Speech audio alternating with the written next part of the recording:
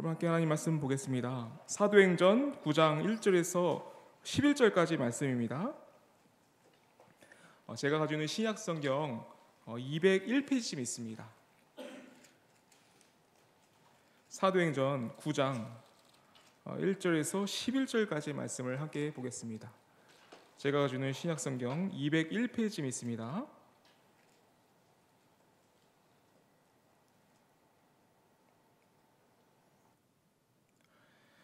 사도행전 9장 1절에서 11절까지 말씀을 함께 교독드리겠습니다. 제가 먼저 첫 절하고 마지막 절을 합독하도록 하겠습니다.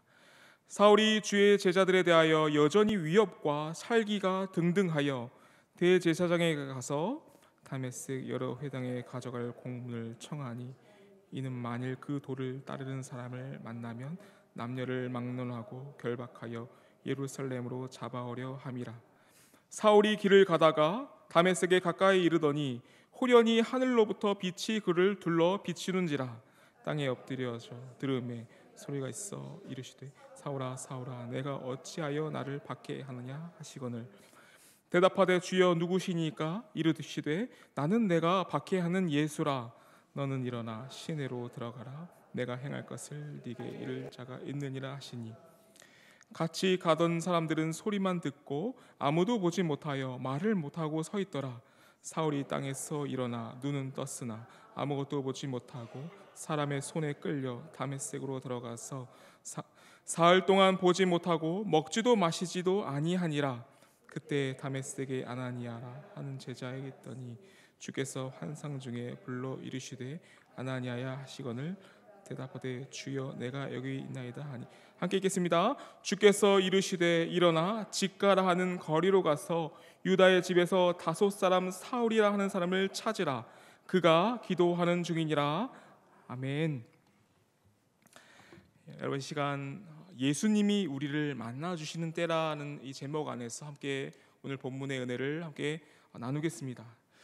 사실 우리가 11절까지 읽었지만 30절까지 사도행전 30절까지의 내용을 함께 살펴보는 시간을 갖겠습니다. 저희는 저번 주에 예수님께서 한 사람을 말씀으로 만나는 그 모습을 보았습니다. 예수님은 내시로서의 한계를 가진 그 한 사람을 회복하시고 또 구원의 열매를 맺도록 하셨습니다. 근데 그런 모습을 보았을 때 예수님은 자기 백성에게 정말 놀라운 은혜를 주시고 자기 백성을 정말 잘 아시고 정말 바라보고 계시는구나라는 것을 우리가 그 에티오피아 내시에게 임한 그 은혜를 통해서 알 수 있었습니다. 그리고 가장 적절한 시기에 그리고 가장 적절한 방법으로 그 한 사람을 구원하시는구나라는 것을 살펴보았어요. 근데 오늘 본문에 나타나는 이 바울도 사실 마찬가지입니다. 예수님이 바울을 만나신 시점과 만나신 방식은 사실 우리에게 매우 놀랍고 매우 특이하게 들려집니다. 오늘 본문을 보시면 예수님이 바울을 만나시던 그 때를 여러분 살펴보십시오. 그때는 바울이 살기등등하였습니다. 스데반의 증언과 발언 안에서 그는 더욱 분노했던 것 같아요. 그래서 이제 스데반을 죽이는데 동조하였고 더 이어지는 그런 과정 속에서 예수님을 믿는 사람들이 가만두면 안 되겠다 하고 더 이제 마음을 굳게 먹고 이제 교회를 박해하는 일을 하였습니다. 그래서 이제 다메섹까지 가가지고 이제 그리스도인들을 잡아오려고 하는 모습이 오늘 본문에 나타나 있습니다. 여러분 예루살렘에서 이 다메섹까지는 약 230km 정도의 거리예요. 꽤 먼 거리인데 특별히 이 다메섹이라는 도시 자체가 지금 현대 지금 현대 시리아라는 국가의 어떤 도시입니다. 그러니까 지금 바울이 쫓아가는 곳은 자기 나라가 아니라 이방 땅인 거예요. 그러니까 근데 거기까지 가가지고 이제 교회를 박해하려 했던 겁니다. 그는 대제사장의 공문을 받아서 이제 다메섹 회당의 도움으로 이제 그리스도인을 잡으려 했던 것 같습니다. 그래서 그렇게 그는 다메섹으로 가는 길에 특별히 그렇게 살기등등하게 예수님의 교회를 박해하려고 그렇게 나아가고 있었다는 것입니다. 그러니까 예수님께서 지금 이 바울을 만나신 시점이 어떤 시점인지 이 말씀 안에서 우리가 볼 수가 있는데 바울이 가장 힘있게 그리고 가장 적극적으로 교회를 박해하기 위한 길을 걸어가던 그런 시점이었어요. 근데 그때 예수님은 이 바울을 만나셨다는 겁니다. 그러니까 예수님이 보시기에는 바로 그때가 바울이 바울되고 또 바울이 예수님을 만날 만한 때라라고 생각을 하신 거란 거예요. 여기서 우리는 예수님이 가지신 중요한 관점을 발견하게 됩니다. 사실 에디오피아 내시와 바울을 향한 주님의 관점은 한결같이 같습니다.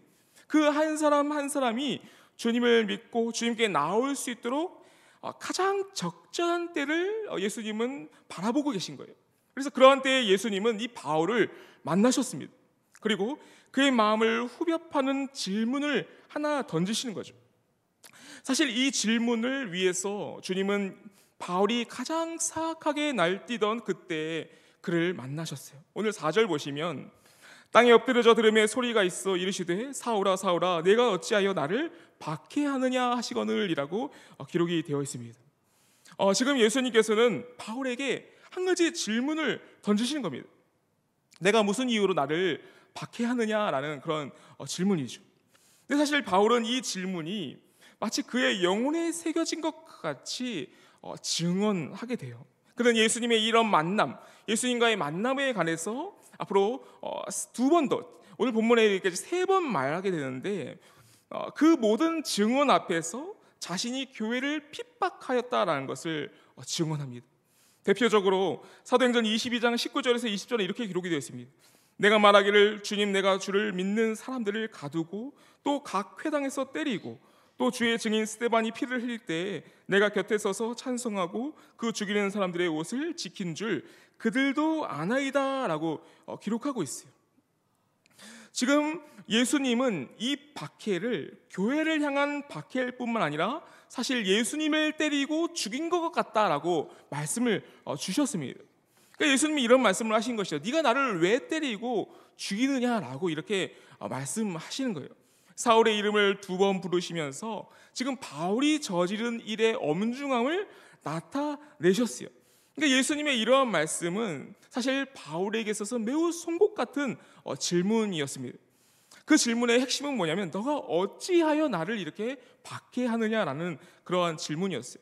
바울은 이 이유에 관해서 하나님을 향한 열심을 말씀합니다. 그런데 이 열심은 사람에게 나온 열심이었고 하나님께로부터 나온 열심이 아니었어요. 그래서 로마서 10장 2절을 보시면 내가 증언하노니 그들이 하나님께 열심이 있으나 올바른 지식을 따른 것이 아니니라라고 기록이 되어 있습니다.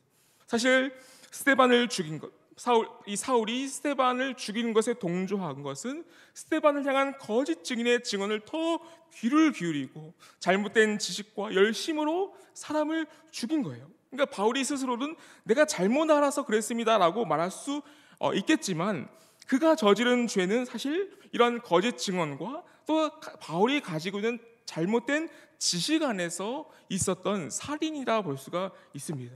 그래서 이 말씀을 들을 때 바울은 마음이 무너지는 경험을 하였고 또 깨닫는 마음을 가졌을 거예요.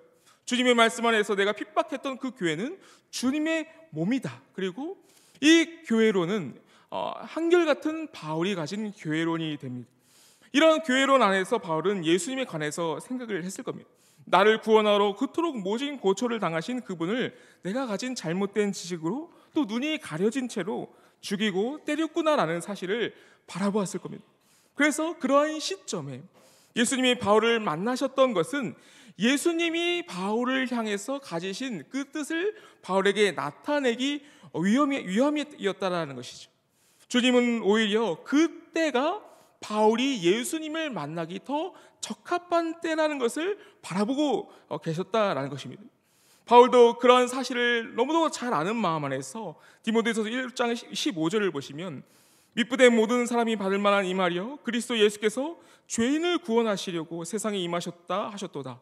죄인 중에 내가 괴순이라 라고 여러분 기록이 되어 있는 거예요.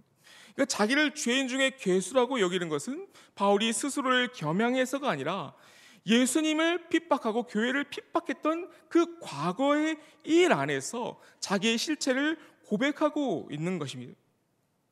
예수님은 바울이 그러한 자기의 실체를 깨달을 수 있는 가장 적절한 그런 시점에 예수님을 박해하고 교회를 박해하는 가장 뜨겁게 박해했던 그 시점에 바울을 만나셨다라는 겁니다. 그래서 하나님은 한 사람을 이렇게 만나시는 것에 관해서 얼마나 그 사람에 관해서 집중하고 있는지를 알 수 있는 대목이라 말씀드릴 수가 있어요. 그리고 여러분, 우리가 바울에게 임한 이 방식에 관해서도 주목할 필요가 있습니다. 예수님께서 그를 만난 시점이 예수님이 보시기에 가장 적절한 시점일 뿐만 아니라 예수님이 그에게 임한 방식도 사실 바울에게서는 가장 필요한 방식이라 우리가 볼 수가 있는 겁니다. 사실 이 방식은 우리의 눈에 매우 특별해 보이는 방식인데 휘황찬란한 빛이 그를 감싸고 하늘의 음성이 선포되었다라고 기록을 하고 있습니다. 사실 이 모습은 매우 놀라워 보이고 또 우리 생각으로는 나도 이렇게 하나님께서 만나주셨으면 좋겠다, 또 이러한 놀라운 광경을 보고 또 예수님의 음성을 듣고 싶다라고 생각할 만한 그러한 방식이에요. 그런데 사실 이 방식 또한 예수님께서 바울의 상태를 고려한 방식이었습니다. 여러분, 우리는 바울에게 임한 주님의 영광에만 초점을 두고 그 뒤에 바울에게 임한 흑암의 상태, 또 눈먼 상태에 관해서는 간과하기가 쉽습니다. 그가 다메섹 도상에 가는 도중에 그를 덮어버리는 영광이 임하였고, 이어지는 그 말씀을 보시면 바울에게는 흑암이 찾아왔다라고 기록을 하고 있습니다. 그러니까 이러한 방식이 바울의 상태, 특히 바울이 현재 가지고 있는 상태에 가장 적실한 방식이었다라고 볼 수가 있는 겁니다.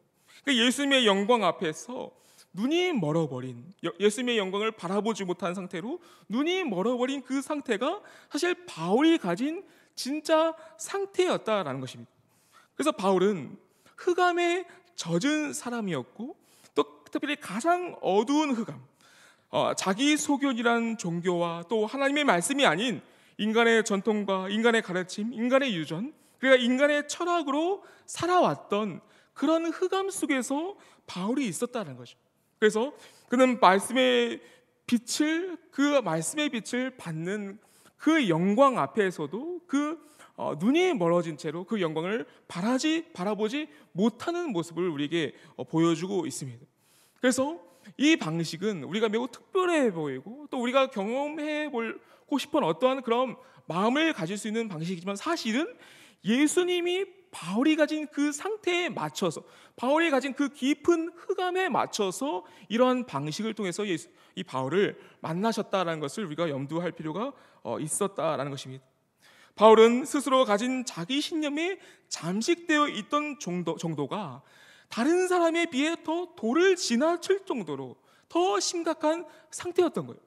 그래서 다른 사람과는 특별하게 예수님은 이러한 방식으로 바울을 만나셨다라고 볼 수가 있습니다. 근데 그 흑암의 상태에 관해서 자신이 가진 그 흑암, 자신이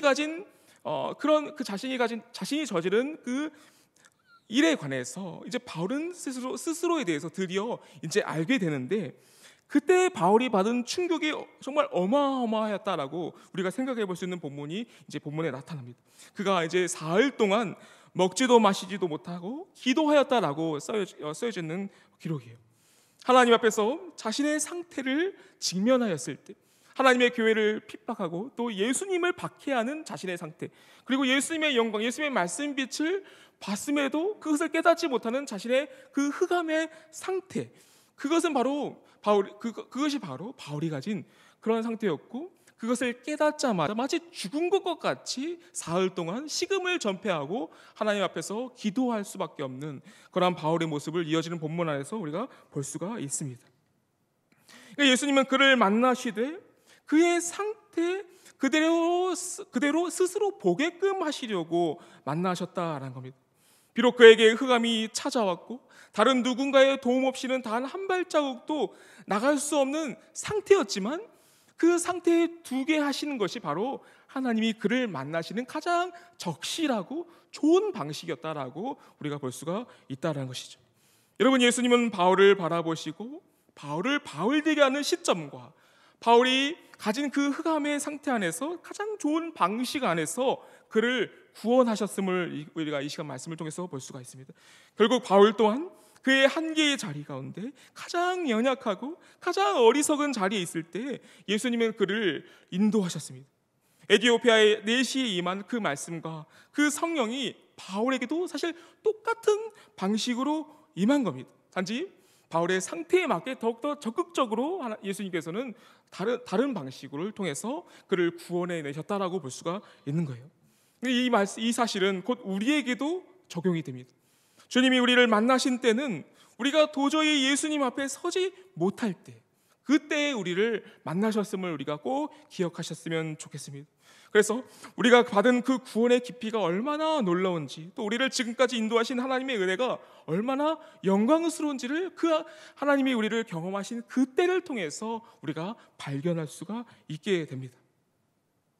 그리고 에티오피아 내시와의 살해는 비교적 자세히 나타나지 않는 이 구원의 표징에 관해서 이제 바울에게 나타났는데, 그것이 바로 회심이다라고 볼 수가 있습니다.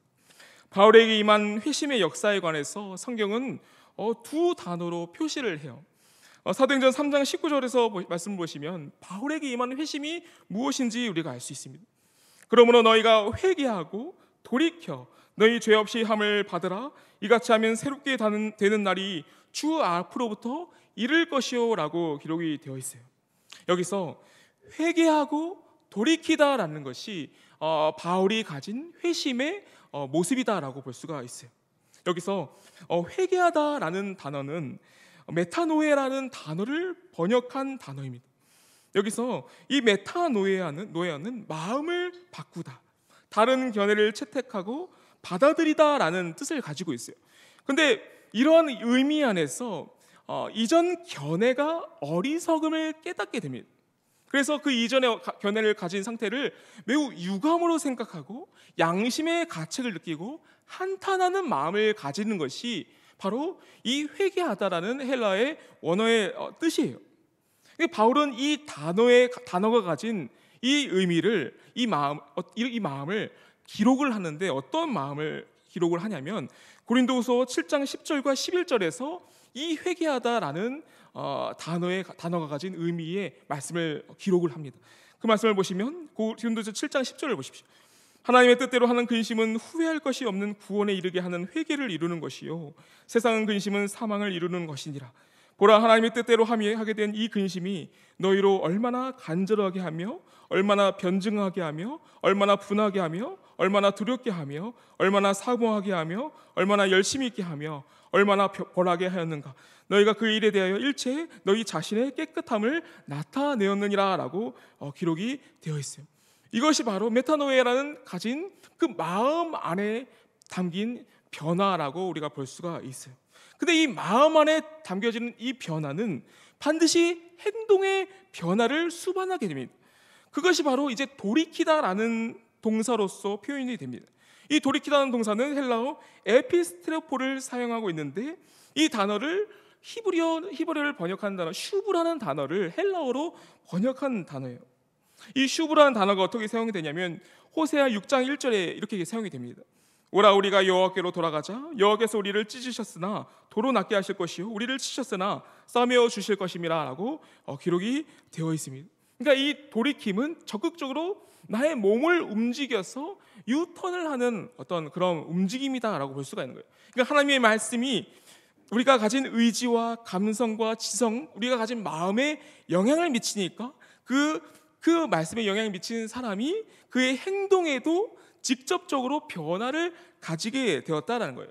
근데 이것이 바울이 가졌던 회개요, 또 회심의 모습이라 우리가 볼 수가 있습니다. 지금 이어지는 말씀을 보시면 바울은 이제 같은 다메섹 도상을 걸어갑니다. 근데 이제 걸어가는 그 목적이 완전히 달라지게 돼요. 삶의 모든 방향성, 삶의 모든 목적이 이제 자기의 뜻이 아니라 주님의 뜻으로 세워지게 됩니다.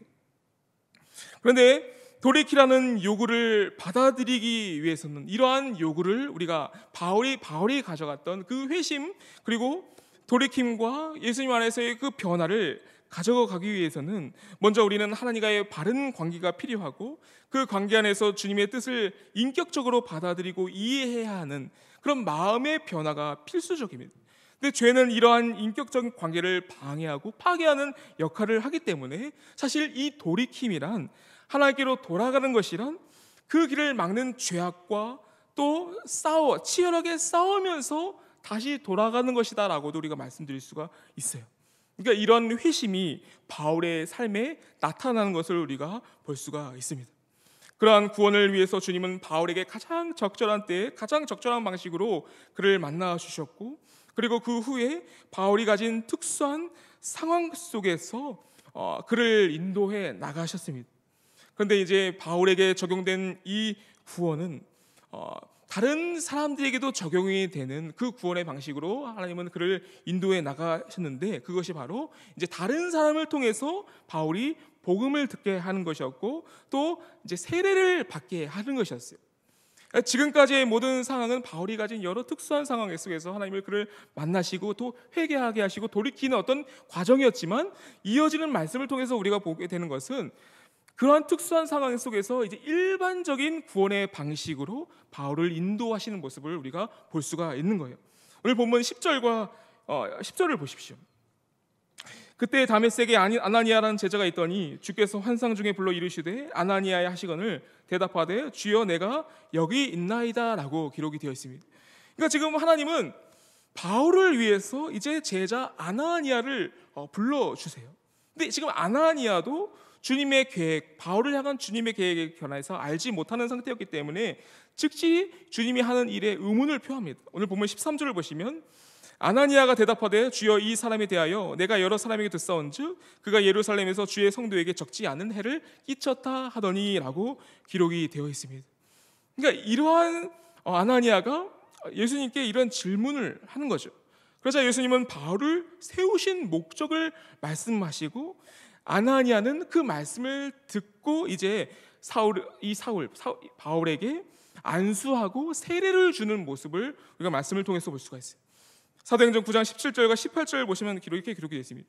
아나니아가 떠나 그 집에 들어가서 그에게 안수하여 이르되 형제 사울아 주 곧 내가 오는 길에서 나타나셨던 예수께서 나를 보내어 너로 다시 보게 하시고 성령으로 충만하게 하신다 하니 즉시 사울의 눈에서 비늘 같은 것이 벗어져 다시 보게 된지라. 일어나 세례를 받고, 여러분 이렇게 기록이 되어 있다는 겁니다.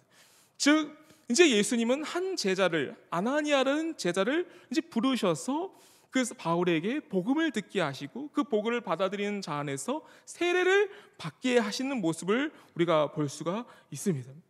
사실 근데 이런 바울의 자기 증언이 오늘 본문뿐만 아니라 다른 곳에서도 이 본문의 내용을 그대로 기록한 본문이 있어요. 그 본문에 관해서 이 바울이 세례를 받는 과정, 그 경우에 관해서 더 자세하게 기록이 되어 있는데, 사도행전 22장 13절에서 16절에서 바울이 세례를 받는 경우에 관해서 더 자세하게 기록을 하고 있습니다. 그 말씀을 보시면 내게와 곁에 서서 말하되 아나니아가 이제 말을 하는 거죠. 형제 사울아 다시 보라 하거늘 즉시 그를 쳐다보았나라.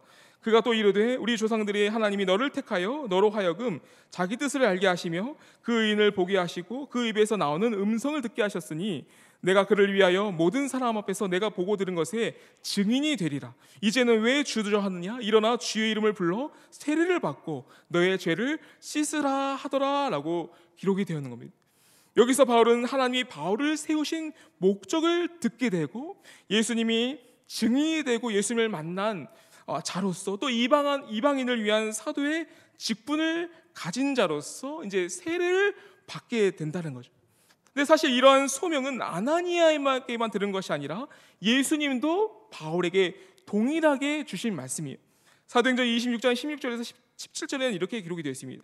일어나 너의 발로 서라. 내가 내게 나타난 것은 곧 내가 나를 본 일과 장차 내가 내게 나타날 일에 서로 너로 종과 증인을 삼으려 함이니 이스라엘과 이방인들에게서 내가 너를 구원하여 그들에게 보내어 그 눈을 뜨게 하여 어둠에서 빛으로 사탄의 권세에서 하나님께로 돌아오게 하고 주의 사함과 나를 믿어 거룩하게 된 무리 가운데서 기업을 얻게 하리라 하더이다 라고 기록이 되어 있는 거예요.